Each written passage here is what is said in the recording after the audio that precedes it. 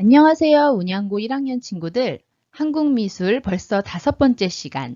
조선시대 미술의 황금기, 조선 후기의 다양한 작품들을 만나볼 겁니다. 즐거운 마음으로 함께 수업해 봅시다. 한국미술 시대별 개관, 조선시대, 조선 후기, 영정조 시대의 사회 안정을 바탕으로 실학사상과 자주적 문화 분위기 속에 진경산수, 풍속화, 그리고 민화 등이 유행을 하고 서양 화법의 전례로 다양한 화풍이 전개된 시기입니다. 특히 조선 백자는 절정기를 이루었던 시기이기도 하지요. 조선 중기에서 조선 후기로 이행하게 되면서 양반 중심의 사회가 조금씩 흔들리게 됩니다. 이런 신분제 사회가 흔들리기 시작하는 계기는 상공업이 발달함에 따라 서민계층인 이 중인계급에서 경제력이 생기게 되는데요.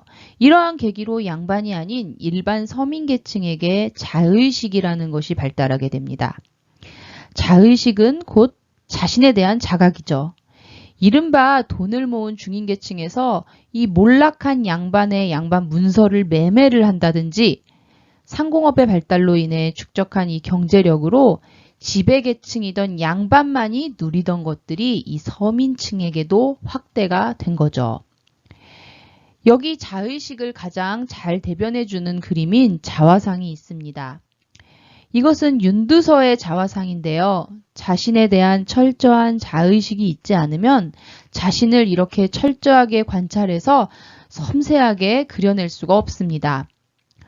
수염에 털억 한 올 한 올 표현했고 이 피부의 결을 따라 붓을 운용하고 또 두 눈에는 생명력과 총기가 깃들어 있는 이 기운 생동하는 한 남자의 모습이 마치 살아서 나타나는 것 같습니다.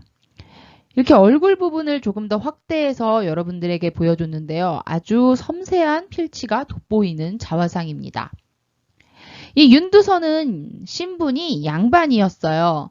조선시대의 양반이 이 그림을 그리는 것은 여기, 즉 학문과 함께 연마해야 하는 그냥 소양 정도로만 여기는 경향이 있었습니다. 이 윤두서 가문이 그때 당시 당쟁이 심하던 시기에 이 서인이 세력을 잡고 있었던 시기였어요. 그런데 이 윤두서는 해남 윤씨, 즉 대표적인 남인이었던 사람입니다. 그러다 보니 이렇게 서인이 세력을 꽉 잡고 있기 때문에 남인이었던 자신이 관직으로 나아가는 이 출세길이 막혀 있었던 거죠. 그러다 보니까 이 윤두서가 관직 대신 이 학문과 예술을 훨씬 더 벗삼게 되고요. 이 윤두서가 남긴 이 자화상 외에도 여러 가지 그림들이 있는데요. 자신의 주변에 대해 날카로우면서도 서민에 대해 아주 애정어린 눈으로 바라보면서 그림을 그렸습니다. 이 조선 후기에 경제적으로는 상공업이 발달하고 사상적으로는 실학이 유입되게 되죠. 이에 따라서 실사구시 태도가 생기게 되며 개개인마다 자의식이 발달하게 되면서 현실에 대한 관찰을 그림으로 나타내게 됩니다. 여기 진경산수화라고 써있죠. 조선 중기까지는 이 회화들이 특히 풍경화는 중국의 송나라, 원나라, 명나라 등 이 중국 화풍의 영향을 받아서 중국 화첩을 모방해서 방작하는 그림들이 주를 이루었다면 이 조선 후기에는 우리 산천을 직접 유람하는 여행이 붐을 이루게 됩니다. 직접 관찰해서 화폭에 담는 이 진경산수라는 것이 나타나게 되는 거죠. 여러분들 다들 한 번씩은 들어봤을 거예요. 이 진경산수는 그렇죠. 겸재정선. 그러니까 여기 겸재정선의 금강전도를 여러분들에게 이렇게 제시합니다. 이 정선의 화첩이 아궁이의 불쏘시개가 될 뻔했는데 간송 전영필 선생이 진경산수와 겸재의 가치를 알아보고 이 불타기 직전에 구해냈다는 일화는 아주 유명합니다. 이 정선이 여러 그림을 그렸는데 인터넷에 치면은 그림이 되게 많이 나와요. 여러분들이 한 번쯤은 꼭 찾아서 감상해 보기를 권합니다. 그럼 이 금강전도를 함께 살펴보죠. 일단 이 금강전도는 어디를 그린 걸까요? 네, 그렇습니다. 금강산을 그린 거예요. 그러면 어떻게 그렸을까요? 정선이 직접 금강산을 여행하고 유람하고 이 아름다운 경치를 눈에 담아서 관찰해서 그림으로 그린 것입니다. 그런데 이 그림 왼쪽 부분을 보면은 마치 물을 머금은 듯 좀 푸르스름해 보이기도 하고 점이 찍힌 이거 미점이라 그러거든. 이게 점이 찍힌 촉촉한 토산을 그림으로 그렸습니다. 그렇다면 이 그림의 오른쪽을 한번 보면은 이 오른쪽은 금강산의 이 기암괴석을 깎아지른 듯한 암봉을 쭉쭉 붓을 내려 그어서 표현을 했습니다. 자, 토산을 볼까요? 토산은 이렇게 좀 푸르스름하고 촉촉해 보이는 느낌이 드나요? 물을 머금은 것 같은? 그러면 암산은? 암산 보니까 암산은 칼날 같은 바위를 수직으로 이렇게 붓을 쭉쭉 내려 그어서 표현을 했죠. 자, 맨 오른쪽에 전체 그림을 보면은 이 토산과 암산이 이렇게 보면은 경계선이 있는 데를 봐봐. 이게 좀 태극 문양 같이 생겼어. 그래서 이게 태극의 원리로 경계를 나누었다라고 이제 표현을 해요. 그리고 저 뒤쪽에 있는 먼 산을 보면은 서리빨이 날려서 얼어붙은 듯한 그런 암봉들이 나타나 있어요. 배경은 푸르스름하게 이렇게 살짝 이렇게 누른 듯한 느낌이 들죠. 자, 그러면은 이 그림을 그린 시점은 어떠한가요? 위에서 아래를 이렇게 내려다본 그런 느낌이야. 그래서 새가 하늘을 날아서 위에서 바라보는 듯한 시점을 가지고 있다 해서 부감시라고 합니다. 야, 옛날에 지금 이거 조선 후기야. 이때 비행기가 있었니? 아니면은 사람이 새처럼 하늘을 날 수가 있었니? 그런데 직접 관찰을 하면서도 이렇게 하늘에서 내려다본 것처럼 이렇게 전체를 아우르는 듯한 금강산을 이 원형구도로 그렸다는 것이 참 멋지죠. 이 진경산수를 말할 때 빠지지 않는 대표작이 이겁니다. 이 금강전도. 그래서 꼭 기억을 해두기를 바랍니다. 그런가 하면 이 정선이 자신이 살던 인왕산 자락을 그린 인왕제색도라는 그림이 여기 여러분 앞에 이렇게 있습니다. 인왕산이 어디 있냐면은 저기 서울에 성북동 있는 쪽이나 뭐 세검정, 부암동 있는 자락에서 보면은 보이는 산이 있어요. 이 인왕산의 모습이 지금 어떻게 보이나요? 여러분들 눈에 이렇게 안개가 쌓여있는 그런 뿌연 듯한 그런 안개를 내뿜는 그런 모습이 좀 느껴지나요? 이 그림은 비 온 뒤 갠 인왕산의 모습을 표현한 그림입니다. 그런데 이 그림을 그린 스토리가 있어요. 이 정선이 자신과 인왕산 자락에서 뛰어놀던 어릴 적 친구인 이병연이라는 시인이 있었습니다. 둘 다 늙어서 이 이병연이라는 시인이 먼저 노안으로 몸져 눕게 됩니다. 평생 동안 정선은 조선 최고의 화가로, 그리고 이 친구 이병연은 최고의 시인으로서 삶을 둘이 살았죠. 그리고 나서 둘 다 노년이 되었는데 이 이병연이 먼저 아프게 되죠. 그래서 이 정선은 아픈 친구가 이렇게 병세가 악화된 이 친구에 대해서 굉장히 슬퍼하고 또 이 친구와의 작별을 준비해야 하는 그 시기가 왔다는 걸 느끼게 됩니다. 그런데 이때 무렵에 인왕산 자락에 아주 큰 비가 내렸습니다. 이렇게 큰 비가 내리는 것을 보고서는 이러한 그림을 그리게 됩니다. 아까 얘기했죠? 비 온 뒤 개인 인왕산의 모습을 그렸다고요. 비 온 뒤 개인 이 인왕산의 모습을 그려서 이 친구의 쾌유를 그림에 빗대어서 바람을 담아서 그림을 그린 거죠. 여러분도 이런 우정을 만들어 나가기를 바랍니다. 이 그림을 좀 더 자세히 볼까요? 뒤쪽에 진하게 보이는 아주 큰 바위 보이나요? 비가 와서 물을 머금은 바위를 붓으로 이렇게 쫙 쓸어내리듯 아주 묵직하게 표현을 했죠. 그리고 이 산 골짜기마다 쌓인 안개의 표현, 여러분들 느껴지나요? 이 안개의 표현을 어떻게 했나요? 여백으로 표현을 했죠. 그런데 이게 여백이라는 것은 빈 공간이 아닙니다. 무한의 공간, 그리고 유의 공간입니다. 그래서 여러분들이 여백은 그냥 텅 비워놓는 것이 여백이라고 생각하는데 그렇지 않아요. 이 동양화나 이 한국화에서의 여백은 무한의 공간이라는 거지 비어있는 공간이 아닙니다.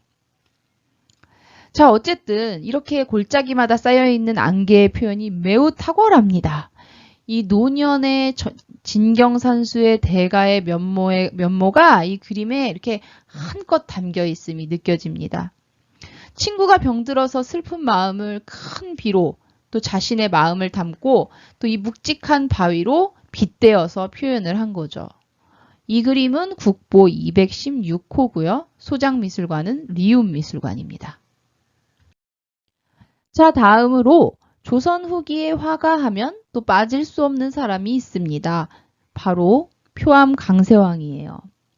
강세왕 역시 대가입니다. 이 강세왕의 그림을 보면은 정말 세련된 필목 그리고 선비의 격조를 갖추면서도 아주 뚜렷한 개성이 나타납니다.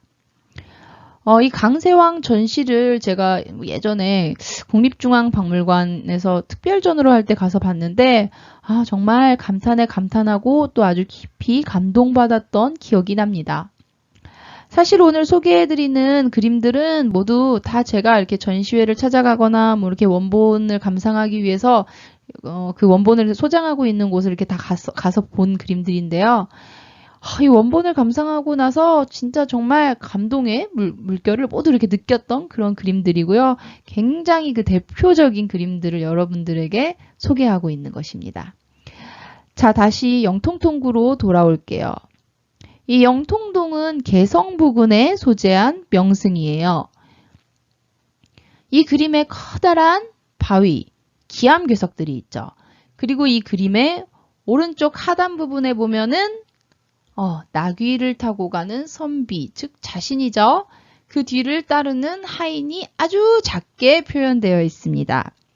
특히 이 바위들에 보면은요, 청색, 녹색, 갈색 이렇게 맑은 담채로 다 표현을 했는데 아주 이렇게 묵직한 바위에 입체감이 나타나죠. 이 당시에 이제 서양 화법이 전래되기 시작하는 그 영향이 드러나 보이면서 입체감이 나타나는 아주 개성적인 그림입니다. 이 그림의 왼쪽에 보면은 한문으로 뭐라 쓰여져 있는 것들이 있습니다. 여기에 기행문이 적혀 있어요. 그 내용은 다음과 같습니다. 영통동 입구에 난립한 바위들은 어찌나 큰지 집채만 하여 그 바위에는 푸른 이끼가 끼어 있는데 눈을 깜짝 놀라게 한다. 전해 오기로는 못의 밑바닥에 용이 나왔다고는 하지만 믿을 만한 것은 못 된다. 이 넓은 장관은 정말 보기 드문 풍경이다 라고 쓰여 있습니다. 즉, 이 표암 강세왕이 직접 자기가 유람하고서는 관찰한 것을 진경산수로 표현을 한 것이죠. 자, 다음으로는 풍속화입니다. 조선 후기 영정조 시절에는 도화서의 화원 중 일부를 선발해서 왕의 규장각에 파견시켰어요. 이와 같은 직제를 자비대령 화원이라고 하는데요. 이들 중에서 아주 유명한 풍속화가가 있습니다. 누구죠? 네, 바로 홍도홍도 김홍도입니다. 이 김홍도는 서민들의 생활상을 관찰해서 그린 풍속화첩을 제작했는데요. 여기 여러분들이 아는 그림들이 많이 있을 거예요. 먼저 씨름입니다. 원형구도의 가운데 씨름하고 있는 사람을 빙 둘러싸고 사람들이 구경을 하고 있죠. 아주 익살스러운 표정이나 말뚝 같은 의습선들이 아주 노련하죠. 그리고 서당, 훈장님과 울고 있는 아이의 표정이 아주 리얼합니다. 이런 풍속화를 통해서 우리가 조선시대의 생활상을 들여다볼 수 있는 거겠죠. 이 풍속화를 그린 목적이 바로 그겁니다. 이 불세출의 화가 단원 김홍도가 서민들을 관찰하여 그린 생활 모습을 왕이 보고 우리 백성들이 이렇게 살고 있구나 하고 아는 겁니다. 자, 다음 그림은 타작입니다. 왼쪽 아래 서민들은 수확한 곡식을 타작하면서 죽어라 일을 하고 있는데 오른쪽 위를 보면은 한 남자가 누워서 담배 피고 술 마시고 있죠. 이 사람의 신분은 어떨까요? 양반이겠죠. 자, 이걸 보면은 양반과 서민의 삶이 이렇게 다르다는 것을 풍속화를 통해 볼 수 있는 거겠죠. 다음으로 앞에서는 익살스러운 해악이 있는 풍속화를 그린 김홍도를 보았다면 이 김홍도의 그림과는 달리 지금 보는 이 풍속화는 양반과 기녀들을 그린 여성적이고 아주 섬세한 풍속화입니다. 이 풍속화를 그린 작가는 해원 신윤복입니다. 왼쪽에 보이는 이 그림의 제목은 단오풍정입니다. 단오의 그네를 타고 창포물에 여성들이 목욕하는 모습, 그리고 이 계곡을 쭉 따라 올라가다 보면은 바위가 있는데요. 이 바위 뒤에 그걸 훔쳐보는 어린 동자승을 보면은 또 참 귀엽죠. 그리고 신윤복이 그린 미인도입니다. 머리에 가채를 쓰고 살짝 통통한 뺨에 아주 가느다란 어깨, 그리고 꽃봉오리 같은 치마, 그리고 그 아래 살짝 나온 버선발. 이게 조선시대의 미인상이 아닐까? 이 외곽선을 보면은요, 아주 물 흐른 듯한 유연한 필치. 이런 필치를 유연묘라고 해요. 이런 필치가 너무 아름답고 곱죠. 그래서 이 여성적인 풍속화를 그린 화가 신윤복을 꼭 기억하기를 바랍니다. 이어서 신윤복의 월하정인입니다. 이 남녀가 유별했던 조선시대에도 남녀 간의 사랑은 싹트었겠죠? 아주 초승달이 뜨는 야심한 시간에 남녀가 담벼락에서 만나고 있어요. 둘이 썸 타는 걸까? 왼쪽 페이지에 보면은 한자로다가 뭐라 이렇게 아주 흘림체로다가 적혀 있는데 이런 뜻입니다. 달빛 어두운 삼경, 두 사람의 마음은 두 사람만이 알겠지라는 내용이 써 있습니다. 정말 이 달빛 아래서 몰래 만나고 있는 이 남녀, 청춘 남녀, 이 사람들의 마음은 이 두 사람만이 알겠죠. 이 초승달은 마치 이렇게 뒤집어져 가지고 밥그릇이 엎어져 있는 모양처럼 뒤집어져서 웃고 있는 눈의 모습 같은 그런 그림이에요. 그래서 이렇게 보면은 아주 유연하고 아름다운 필치로 사랑하는 그 사람을 만나는 야심한 시간에 그 아주 멜랑콜리한 그런 느낌이 잘 나타나 있는 이 월하정인, 여러분들이 또 재미있게 감상했나요? 자, 이번에는 민화입니다. 민화는 그 목적이 뭐냐면은 실용화야. 그러니까 실용적인 그림인 거야. 그런데 이 그림을 그린 사람이 누구냐면은 누가 그린지 몰라. 그러니까 정식 그림 교육을 받지 않은 무명 화가가 그린 그림입니다. 앞서서 봤던 것들은 다 이름이 있는 그림들이었죠. 뭐 김홍도, 신윤복, 뭐 표암 강세왕, 등등. 그런데 이거는 누가 그린 그림인지 몰라요. 하지만 이 그림들에는 상징성들을 가지고 있습니다. 그래서 사람들의 소망을 차곡차곡 담아서 그린 그림들이에요. 그리고 생활 공간을 장식하는 용도로 그림을 그린 거지. 그럼 정식 교육을 받은 화가가 그린 그림에 비해서는 좀 숙련도가 떨어지지만 민화는 서민들의 마음을 담은 그림으로 아주 중요한 미술의 한 장르였던 거죠. 자, 봐봐. 우리 여러분들이 살고 있는 집의 인테리어를 하고 멋있게 꾸미잖아. 그런 것처럼 조선시대에도 자기가 살고 있는 공간을 멋있게 꾸미고 싶은 그런 욕구가 있었겠지. 그래서 이 민화도 생활을 공간을 꾸민다는 욕구에서 비슷한 거야. 먼저 문자도를 보겠습니다. 이 문자도의 주제는 효제, 충신, 예의, 염치 이런 것들이 있는데요. 그 중에 지금 여러분들이 보고 있는 것은 효입니다. 중국에 왕상이라는 사람의 이제 고사가 있어. 이 사람이 집에 이제 계모가 들어왔어. 근데 아주 이 추운 겨울에 자기 이제 계모 어머니가 몸이 아프신 거야. 몸 건강을 위해서 막 그 눈밭을 헤매면서 그 죽순을 캐. 야, 겨울에 죽순이 어디 있니? 근데 그거를 캐.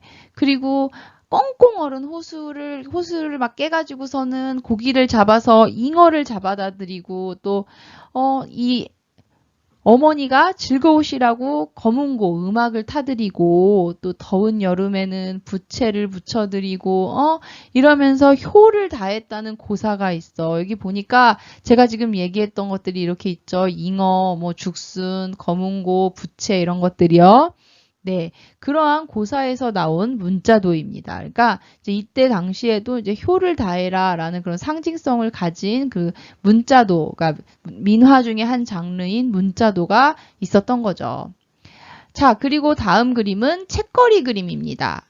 이 조선시대에도 공부를 중요시한 거지.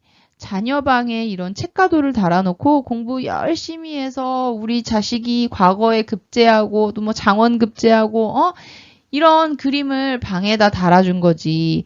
여러분들 부모님의 마음하고 똑같지 않나요? 여러분들 공부 열심히 하기를 바라고 또 맛있는 거 해주시고 또 나의 공부방을 예쁘게 꾸며주시고 내가 필요한 뭐 필기구 사주시고 책도 놓아주시고 이런 마음하고 또 조선시대 그 부모의 마음하고 뭐 다를까요? 인간인데 옛날하고 지금하고 다르지 않겠죠. 자, 다음 그림은 호랑이와 소나무 그리고 까치입니다.